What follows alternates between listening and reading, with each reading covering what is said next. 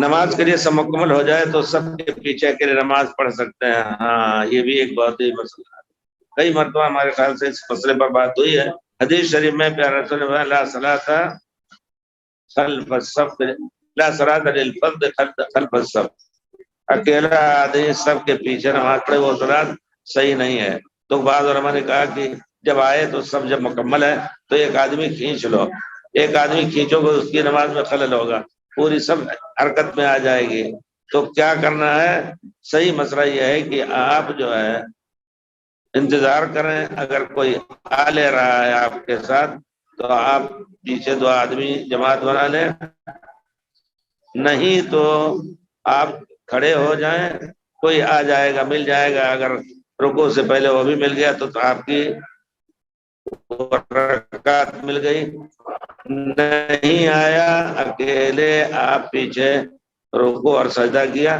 تو بعد مسئلہ یہ ہے کہ پیارا رسول نے منع فرمایا ہے کہ تنہا ایک آدمی کی نماز سب کے پیچھے جائز نہیں، لیکن جنہوں نے کہا جائز ہے تنہا بھی پڑھ سکتے ہیں تو کہتے ہیں کہ دیکھیے ہر مجبوری کے وقت میں کوئی بھی منع چیز جائز ہے، تو یہ مجبوری ہے، اپنے ہاتھ میں نہیں کسی کو لے کے آئے تو اب کہاں جائے، اکیلے اگر پڑھ لے رہا ہے تب بھی جائز ہے۔ بہرحال احتیاط یہ ہے کہ اس کو مکمل کر لے، اگر کھڑا نہ رہے ان کے پیچھے پڑھ لے، اگرچہ اس کا شمار نہیں ہوا لیکن تسبیح ذکر اذکار کا تو آپ کو اجر ملے گا۔ پھر اس کے بعد نماز کو آپ جب سلام پہلے امام تو مکمل کریں اپنے طور پر۔